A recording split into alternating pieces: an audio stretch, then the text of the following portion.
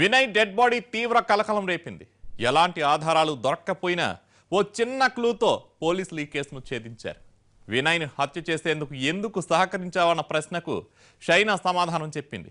అది విన్నాక పోలీసులు అది సంగతి, అందుకే అందరూ కలిసి అతన్ని చంపేశారన్నమాట అనుకున్నారు.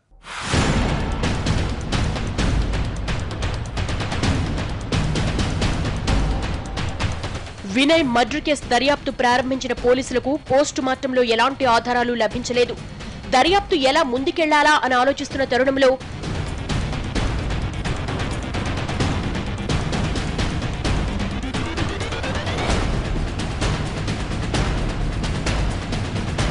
సీసీటీవీ ఫుటేజ్ లభించింది. అందులో వినయ్ అర్ధరాత్రి ఒంటరిగా షైనా ఇంటి వైపు వెళుతూ కనిపించాడు.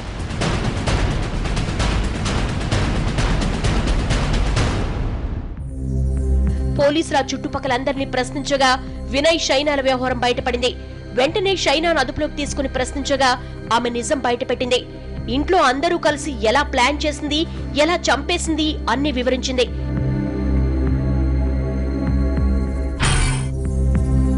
అంతా విన్న పోలీసులకు చివర్లో ఓ డౌట్ వచ్చింది. నీతో అంత సరదాగా ఉన్న వినయ్ను చంపేందుకు నువ్వే ఎందుకు సహకరించావని ప్రశ్నించారు. అప్పుడు ఫ్లాష్ బ్యాక్ స్టోరీ చెప్పింది షైనా. సరిగ్గా హత్యకు వారం ముందు షైనాతో ఒంటరిగా మాట్లాడింది ఆమె తల్లి నజ్మా. చూడు, మేమెంత చెప్పినా నువ్వు వినయ్ను వదలట్లేదు, ఎందుకు చెబుతున్నామో అర్థం చేసుకో అంటూ 4 మంచి మాటలు చెప్పింది. షైనా తన తల్లిని సూటిగా ఒకే మాట అడిగింది. వినయ్ మంచివాడు కాదని నువ్వెలా చెప్పగలవని ప్రశ్నించింది. అనుభవంతో చెప్తున్నానన్న నజ్మా అతడు మంచివాడు కాదని నిరూపిస్తే అతను వదిలేస్తావా అని కూతురికి సవాల్ విసిరింది.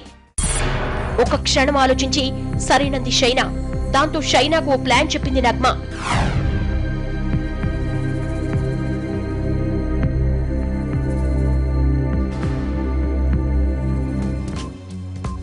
నజ్మా చెప్పిన ప్లాన్ ప్రకారం వినయ్ కు మరింత దగ్గరైనట్లు నటించింది షైనా.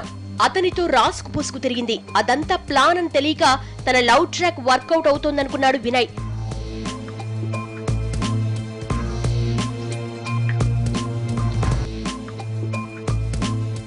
ఆ తరువాతి రోజు ఓ పార్కులో వినయ్ మొబైల్ ను తీసుకుంది షైనా.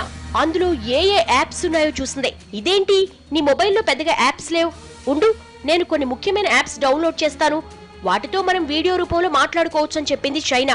నిజమేననుకున్న వినయ్ ఆమె ఏం డౌన్లోడ్ చేస్తుందో పట్టించుకోలేదు. దాదాపు 50 రకాల యాప్స్ డౌన్లోడ్ చేసిన షైనా అందులో కాల్ రికార్డ్ యాప్ ను కూడా ఇన్స్టాల్ చేసింది. యాప్స్ పై పెద్దగా ఆసక్తి లేని అతడు ఆమె ఏం డౌన్లోడ్ చేసిందో పట్టించుకోలేదు.